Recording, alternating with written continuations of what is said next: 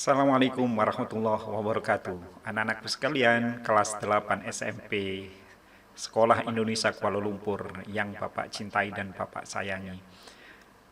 Kita bertemu kembali dalam pelajaran PPKN. Mudah-mudahan kalian di rumah masih tetap sehat walafiat.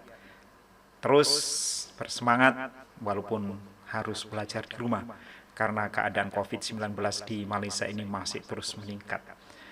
Namun apapun yang terjadi, anak sekalian, kita harus tetap semangat, tidak boleh kendor, belajar, dan tetap belajar, walaupun santai.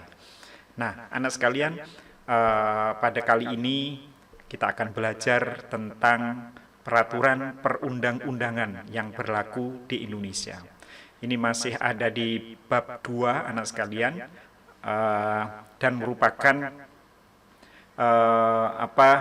merupakan perbaikan ya dari video sebelumnya, karena peraturan perundangan yang sebelumnya dalam video sebelumnya itu berdasarkan Undang-Undang tahun 2004. Ternyata anak sekalian sudah ada yang terbaru, yaitu Undang-Undang nomor 12 tahun 2011 yang mengatur tentang peraturan perundang-undangan di Indonesia. Nah, apa itu anak sekalian? Ayo kita pelajari bersama.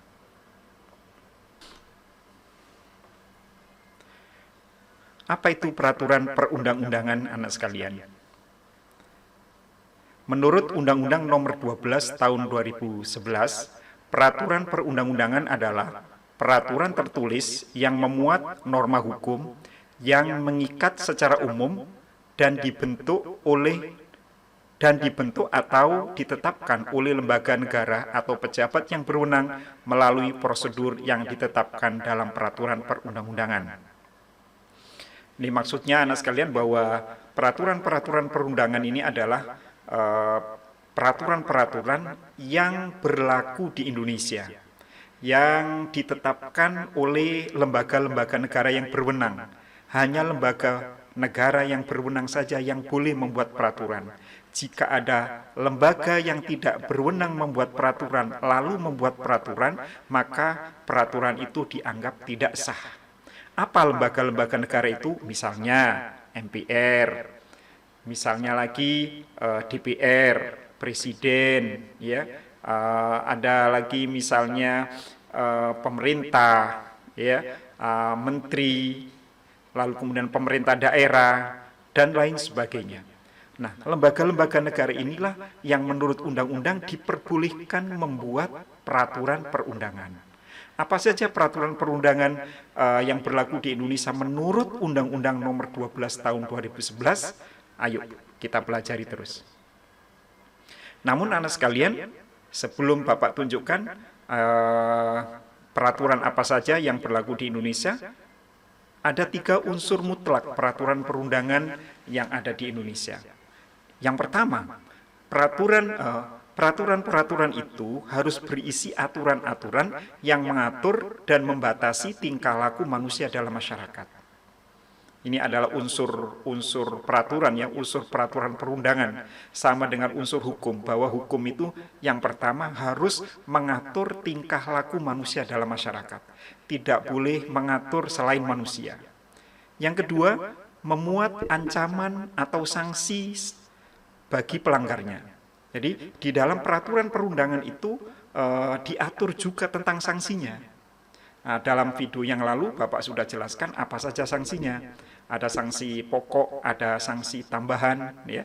Ada misalnya hukuman mati, ada penjara, ada denda, lalu kemudian ada hukuman tambahan, ya, misalnya pencabutan hak, perampasan harta, lalu pengumuman hakim. Unsur yang ketiga adalah memaksa, bahwa sebuah peraturan harus ada unsur memaksanya. Kalau tidak memaksa, maka peraturan itu akan susah untuk dipatuhi oleh masyarakat. Dengan cara apa memaksa itu? Ya, misalnya dengan adanya sanksi tadi, ya, lalu kemudian ada alat pemaksa yang namanya polisi, ada namanya hakim, ada namanya jaksa, ya, alat-alat untuk memaksa. Jika tidak menurut, maka kamu akan mendapatkan sanksi. Lalu kemudian inilah anak sekalian tata peraturan perundangan. Tata peraturan perundangan mengandung makna bahwa peraturan perundangan yang berlaku memiliki hierarki atau tingkatan. Jadi peraturan perundangan di Indonesia itu anak sekalian, kalau menurut Undang-Undang Nomor 12 Tahun 2011 itu ada tingkatannya. Karena ada tingkatannya, maka disebut dengan tata urutan peraturan perundangan. Jadi ada tata peraturan perundangan di Indonesia yang kemudian disebut dengan memiliki hierarki atau tingkatan. Jadi tata urutan itu juga bermakna hierarki atau tingkatan. Peraturan yang satu memiliki kedudukan yang lebih tinggi dibandingkan dengan peraturan yang lain. Nah, nanti akan Bapak tunjukkan apa yang nomor satu dan apa yang paling bawah.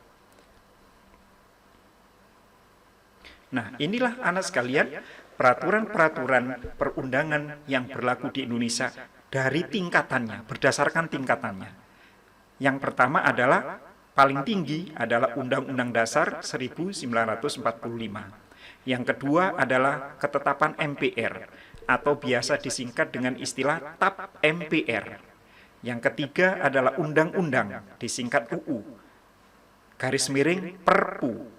Peraturan pemerintah pengganti undang-undang. Apa itu? Nanti kita jelaskan.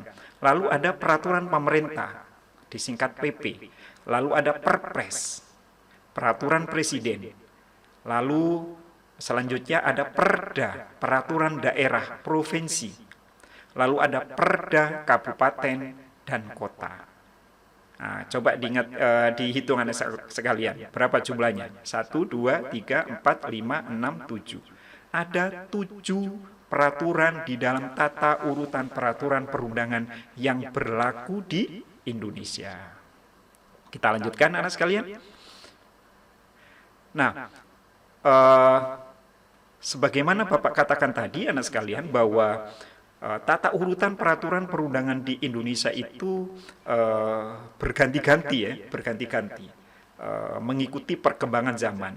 Kalau di video sebelumnya tahun 2004 itu seperti video yang sebelumnya. Nah, sekarang yang terbaru berbeda lagi urutannya, seperti yang barusan kita lihat. Nah, sekarang kita lihat perbandingannya. Tata urutan peraturan perundangan di Indonesia dari tahun ke tahun.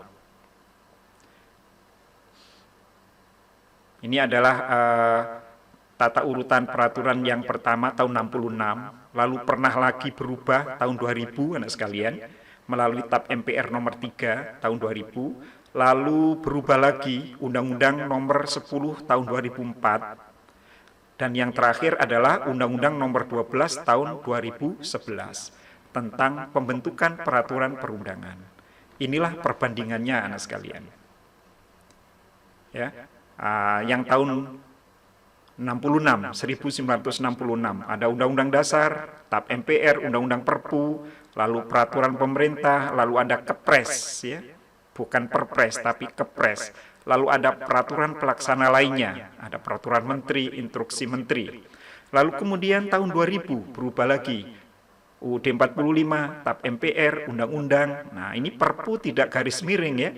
Dari Perpu ada di nomor 4 tersendiri. Nomor 5 PP, nomor 6 Keputusan Presiden, dan yang nomor 7 ada Perda. Tahun 2004, nah ini yang dalam video sebelumnya. UUD 45, Undang-Undang Strip Perpu, PP, lalu Perpres. Nah, ini sudah mulai ganti Perpres ya. Yang sebelumnya ada Kepres, lalu ada peraturan daerah.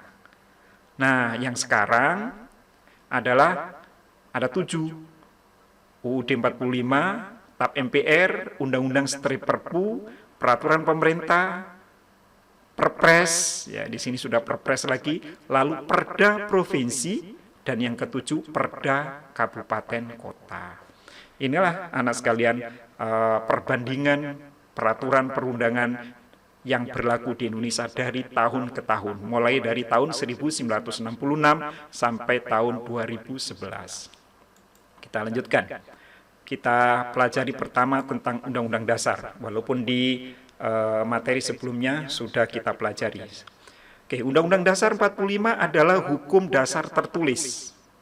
Ingat, hukum dasar tertulis yang memiliki kedudukan sebagai hukum dasar tertinggi. Di sini ada penekanan anak sekalian hukum dasar tertulis karena memang ada hukum dasar yang tidak tertulis yang namanya konvensi. Nah, coba kalau lupa apa itu konvensi, dipelajari video sebelumnya. Dan apa saja contohnya konvensi. Hukum dasar adalah norma dasar atau aturan dasar yang menjadi sumber hukum pembentukan peraturan perundangan di bawah Undang-Undang Dasar 1945. Artinya, semua peraturan perundangan dan peraturan lainnya harus bersumber pada Undang-Undang Dasar RI 1945. Undang-Undang Dasar 1945 memuat peraturan-peraturan atau ketentuan tentang sistem ketatanegaraan dan sistem pemerintah yang dijalankan oleh para penguasa. Sehingga segala sesuatu yang bersifat mendasar dan berkaitan dengan kehidupan bernegara harus diatur di dalam Undang-Undang Dasar 1945. Kita lanjutkan yang kedua, TAP MPR. Ketetapan MPR artinya suatu bentuk keputusan yang dikeluarkan oleh MPR dan memiliki kekuatan hukum serta mengikat ke luar dan ke dalam.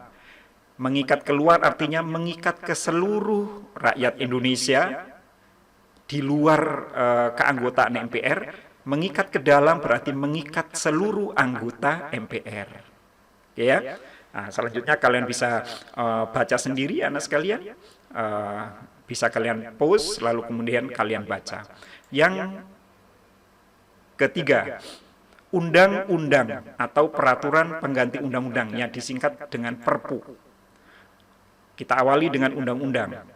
Berdasarkan Undang-Undang Nomor 12 Tahun 2011, undang-undang adalah peraturan yang dibentuk oleh DPR, Dewan Perwakilan Rakyat, dengan persetujuan Presiden.